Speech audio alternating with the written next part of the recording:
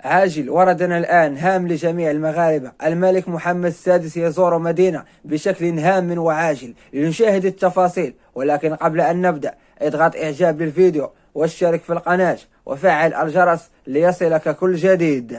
تجري الاستعدادات بشكل مكثف في مدينة سلا لاستقبال الملك محمد السادس الذي سيقوم بتدشين عدة مشاريع تنموية هامة، ومن المتوقع أن يكون من بين هذه المشاريع المركز الصحي للقرب في مقاطعة تابريكس، والذي يأتي في إطار جهود الملك محمد السادس لمتابعة تطورات المشاريع التنموية خاصة في مجالات الصحة. وتسعى السلطات المحلية والمنتخبون في سلا إلى الانتهاء من جميع الترتيبات اللازمة قبل وصول الملك، وذلك خلال إجراءات مثل استباقة الأرصف وجمع النفايات على جوانب الطرق التي تؤدي إلى المشروع الصحي. هذه الزيارة الملكية المرتقبة تعد فرصة لإعادة الحياة إلى مشاريع كانت قد توقفت لفترة من الزمن، وتعزيز الجهود الرامية لتطوير وتحسين البنية التحتية والخدمات في المنطقة.